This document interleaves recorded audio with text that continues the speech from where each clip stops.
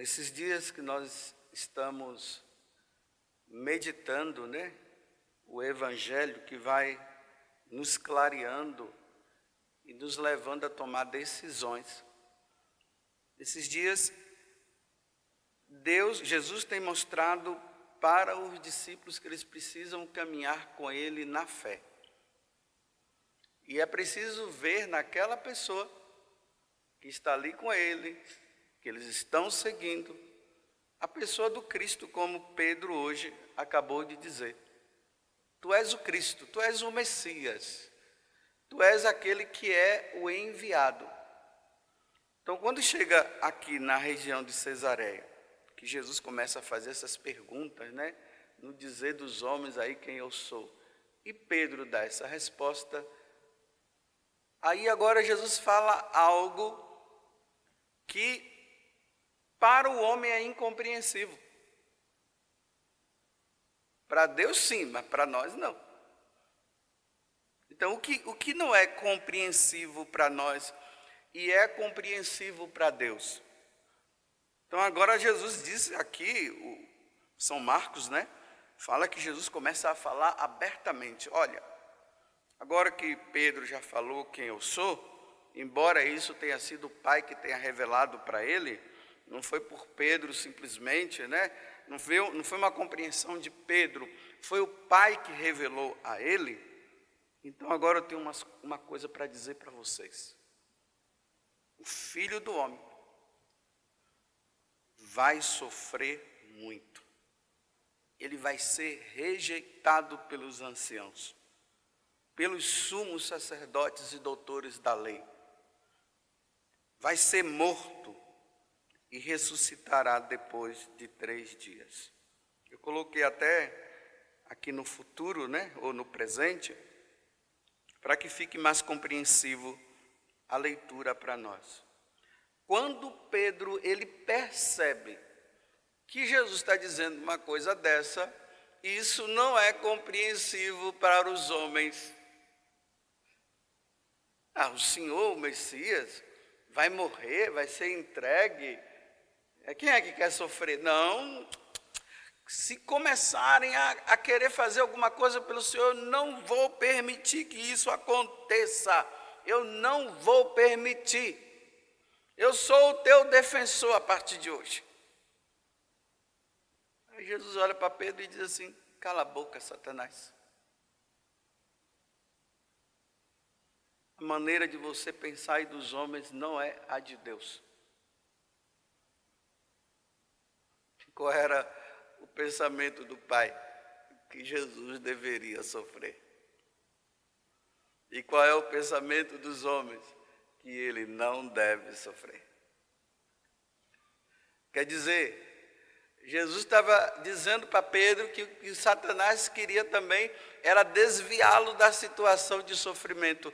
Porque se Jesus saísse dessa vontade de Deus na vida dele, nós não iríamos nos salvar. A única forma de salvação para nós seria o padecimento, o sofrimento de Cristo na cruz, dando a vida, se oferecendo em sacrifício para nós. Esta era e é a vontade de Deus para Jesus. É interessante que lá no capítulo 12, versículo 23 do Evangelho de São João, lá fala o seguinte, né? Que os gregos vieram visitar e queriam ver Jesus, né? E quando é anunciado, olha, Jesus, os gregos estão aí, querem te ver.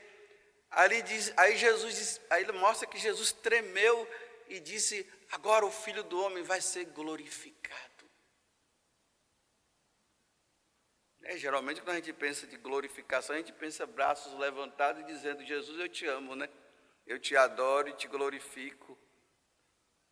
O Filho do Homem agora vai ser glorificado. Como? Aí ele diz assim: se o grão de trigo jogado na terra não morrer, ele não dá frutos. Olha o que é que Jesus está pensando.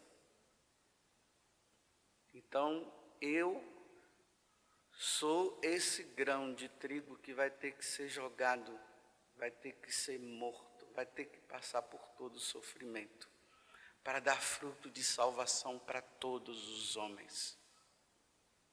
Aí ele diz, então o que é que eu faço agora? Eu fujo desta situação? Ele diz, não vou fugir. Eu não vou fugir. Eu vou enfrentar. Aí ele diz, Pai, glorifica agora teu filho.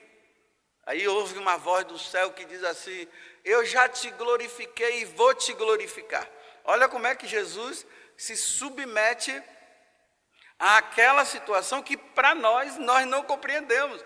Nós queremos sair do sofrimento, nós queremos sair das situações difíceis que nós passamos, nós queremos fugir.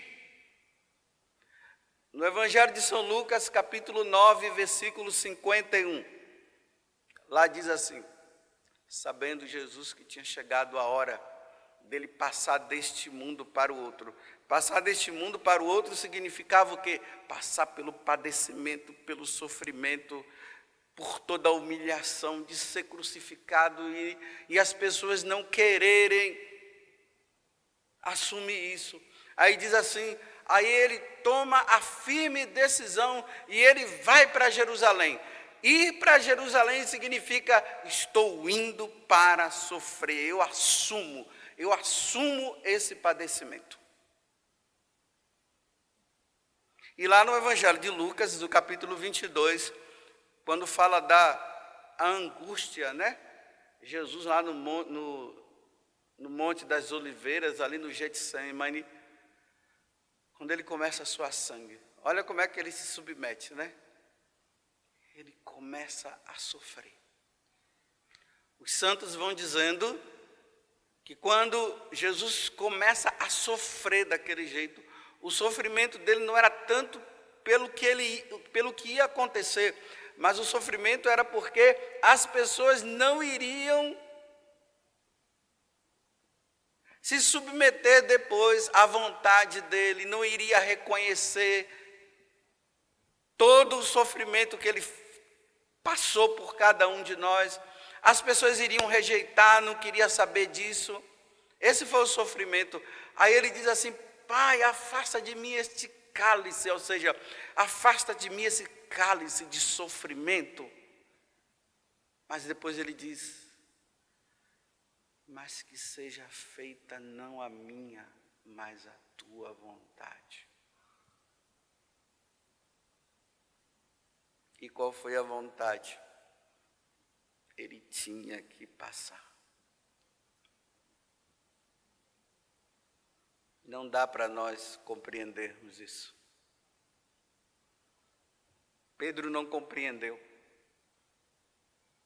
Por isso que Pedro vai agora e diz, não, eu não vou permitir que isso aconteça. Cale a boca. Cala a boca, Satanás. Esse não é o pensamento de Deus. Bem, meus irmãos, essa foi a situação dramática que Jesus passou, e ele teve que ali, né, dizer, é isso, eu tenho que passar por isso. Mas o que é que isso tem a ver conosco? Tem muito a ver. Tem muito a ver comigo e com você. Porque não é bom quando nós dizemos assim, que a vontade de Deus se realizou porque você estava passando por uma situação difícil e agora você saiu da situação difícil, aí você diz assim, foi vontade de Deus, eu sabia que Deus não queria que eu passasse por isso. É essa a vontade de Deus que geralmente nós costumamos dizer por aí, e dá testemunho, todo mundo bate palmas, mas aquela vontade de Deus de você ter que passar pela via cruz, e não tem alternativa. A alternativa é essa. E humanamente não dá para compreender e dizer assim, Deus não quer isso. E Deus está querendo?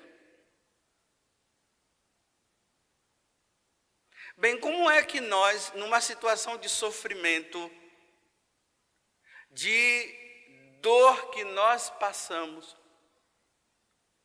nós podemos entender que aquilo ali é o caminho, é a vontade de Deus para nós naquele momento, naquela situação. Olha, é uma linha muito tênue para entender isso aqui.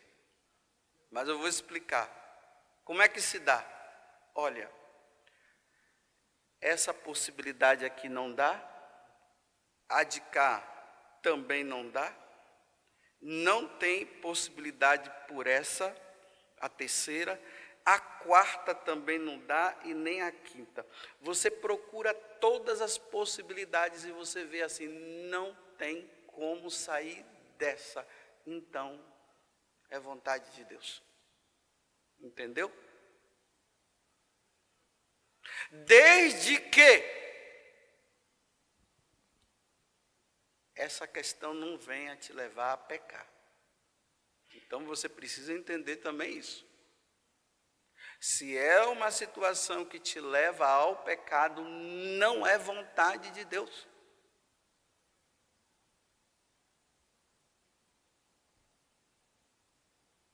Repito, só não é vontade de Deus se for para pecar. Por exemplo, lá em casa, né? A minha tia, ela deu um AVC nela, foi levada para o hospital. 3 anos em cima da cama, sem se mexer, ali deitada, a minha prima cuidando dela o tempo todo, 24 horas, não tinha essa possibilidade, nem essa, nem essa e nem essa. Todas as possibilidades já tinham sido retiradas, não tinha mais. A possibilidade agora era só essa, é esperar em Deus, ficar ali. Um remédiozinho daqui, outro remédiozinho de lá e ali. Não dá mais para ficar no hospital. Vai para casa. Fica lá na casa, minha prima cuidando, deixou o trabalho, não tinha outras pessoas, e ali cuidando. 1 ano, 2 anos, 3 anos, 3 anos depois, minha tia morre.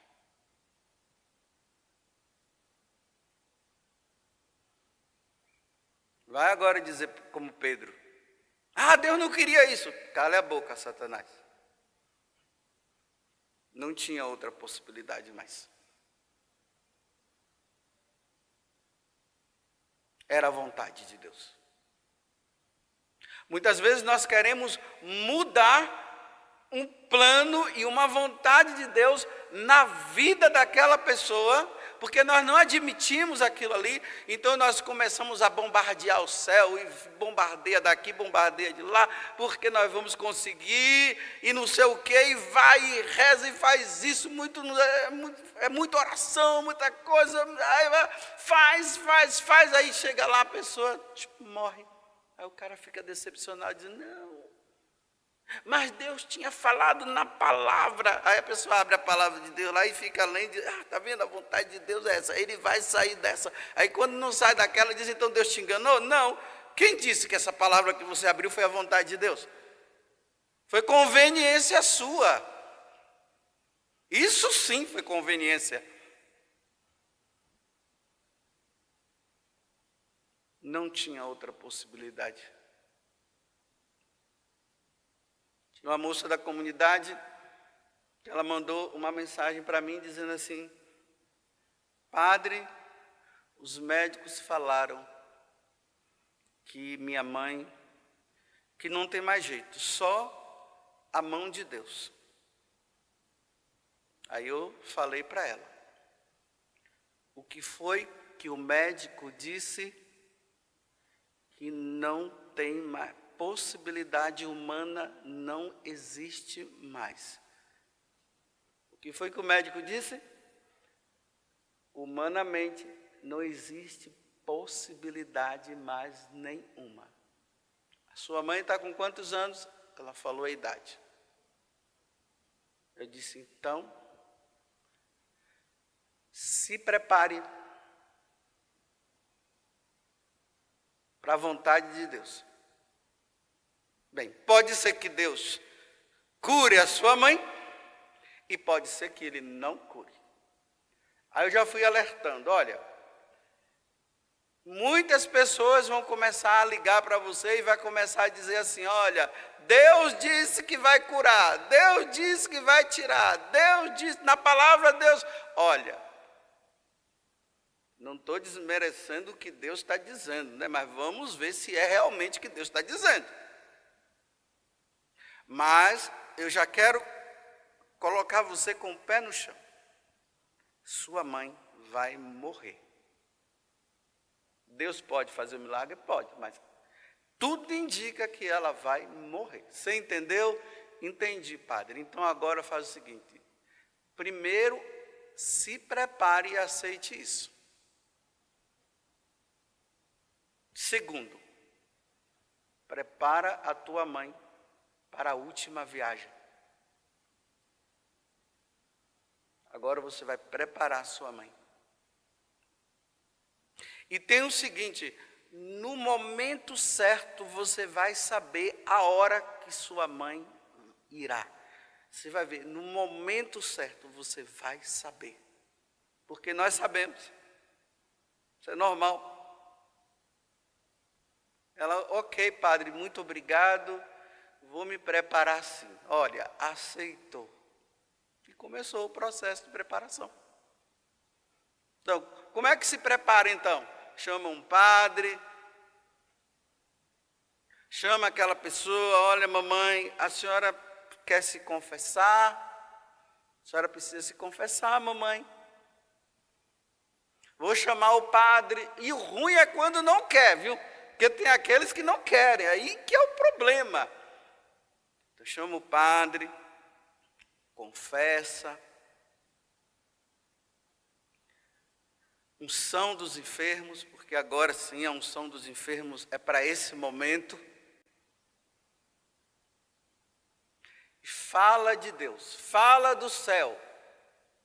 Fala que o céu é bonito, que lá é o lugar melhor. Fala para sua mãe que está tudo ok, ela já nos criou, está tudo certinho, para ela não se preocupar, que nós vamos ficar numa boa.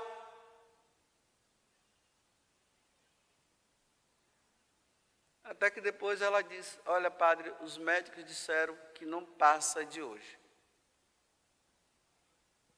Então já chamou os irmãos, já está tudo aí, está tudo aqui. Aí chegou no final, 7h da manhã, morreu. Ela disse, mas padre, foi uma morte linda, padre. Rezamos ali a Salve Rainha, me parece, e quando terminamos, ela foi, padre, numa serenidade. Foi a vontade de Deus.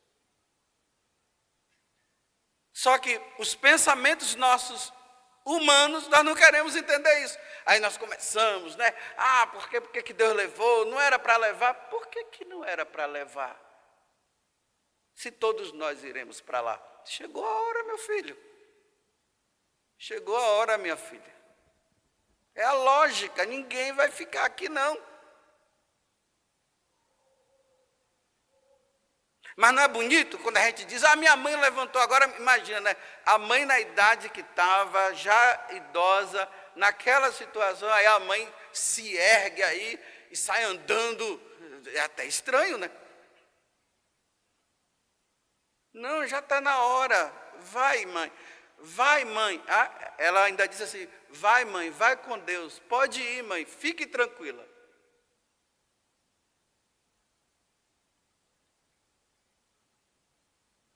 Nós não estamos acostumados. Nós não preparamos mais o outro para a vontade de Deus. Nós queremos que a nossa vontade se realize, não a de Deus. Mas a vontade de Deus era essa. Aí depois mandou outra mensagem, aí falando, né, que ia embora, disse: agora, viva o luto, chore quando for vontade de chorar, quando sentir saudade, sinta saudade, só não estacione agora como se o mundo tivesse acabado. Porque agora é tempo de você também se preparar, porque se você quiser um dia se encontrar com a sua mãe, leve uma vida santa e você vai se encontrar com ela. Agora, se você se revoltar, não querer saber de Deus, abandonar Deus, não se confessa mais, não vai mais na missa, minha filha, cuidado, você não vai se encontrar com sua mãe nunca mais. Não é tempo de revolta, mas viva o luto como se precisa viver. Não dá uma de forte não, viu? Não. Sentiu saudade, chore.